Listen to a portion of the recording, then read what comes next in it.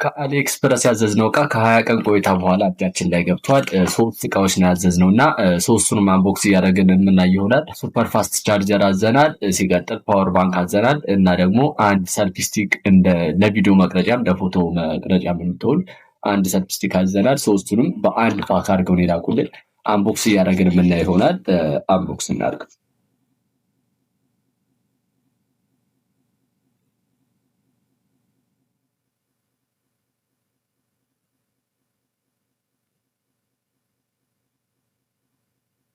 መጀመሪያው ዳምባል ሰልፊ ስቲክ ነው። አብሮት ታይፕ ቢ ቻርጀር አለው። ሲቀጥል ይሄ ነው። እንደ ሰልፊ ስቲክም ለካሜራ መቅረጫም ይሆናል። እንደጠበቅኩት ግን አይደለም፣ አጭር ነው። ቢያንስ እኔ ትንሽ ከፍ ይላል ብዬ አስቤ ነበረ። እንደጠበቅኩት አይደለም። ቢሆንም ግን እስኪ የራሱ እንዲህ ይደረጋል። እንዲህ ነው። በስልክ ላሳያችሁ። ይህንን ሰልፊ ስቲክ እንዲህ አድርገን እንቀርጽበታለን። ይቀጥል እንዲህ ማዞርም እንችላለን።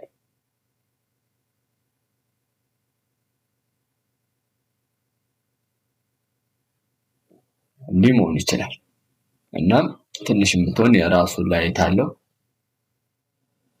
ይጨምራል፣ ይቀንሳል፣ ይጨምራል፣ ይቀንሳል።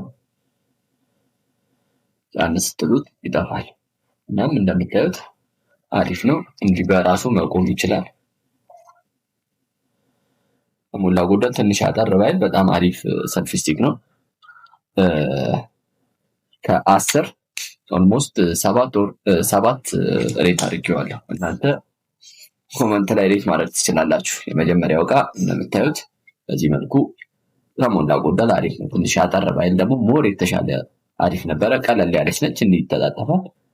በማንኛውም ቦታ በኪስ መያዝ የምትችል ትንሽ ነች። በጣም አሪፍ። ሁለተኛው ደግሞ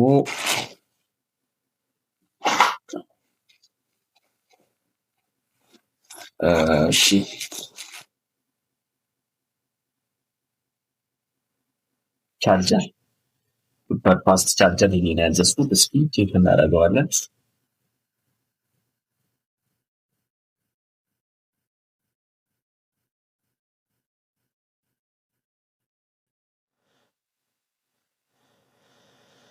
አርባ አምስት ዋት ፒኤች ቻርጀር ሱፐር ፋስት ቻርጂንግ ፎር ሳምሰንግ ጋላክሲ S24 10 ኤንድ አንተራ 10 እያለ ታይፕ ሲ ኬብል ሞባይል ቻርጀር ይላል። እሺ ኬብል ታይፕ ሲ ነው ያዘዝኩት።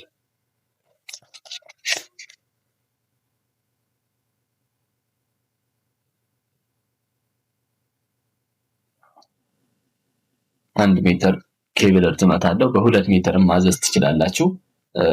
ይሄ ሁለቱም ታይፕ ቢ ነው እንደምታዩት ነው። ሲቀጥል እዩት፣ ሱፐር ፋስት ይላል። ሱፐር ፋስት ቻርጀር 45 ዋት ቻርጀር ነው። 45 ዋት ማለት ያው ኢትዮጵያ ውስጥ ስንት ነው የሚሸጥ ታውቃላችሁ? አይ ቲንክ ቢያንስ 2000 ብር አካባቢ ነው ይሄ ቻርጀር የሚሸጠው ኢትዮጵያ ውስጥ። አሊኤክስፕረስ ላይ ያዘዝኩት በ8 ነው።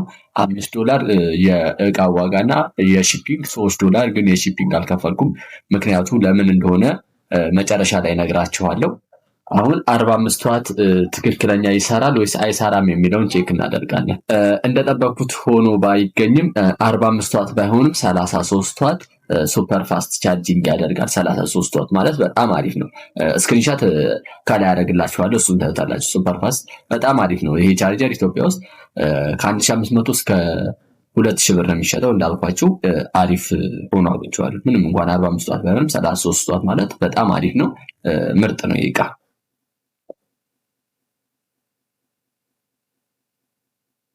ይህ የመጨረሻው እቃ ፓወር ባንክ ነው ያዘዝኩት።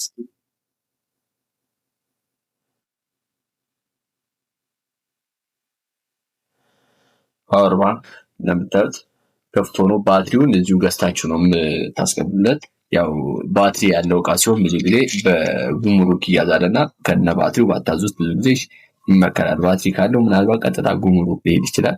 ይኸው የራሱ ላይት አለው እናም 25 ዋት ቻርጂንግ ያደርጋል።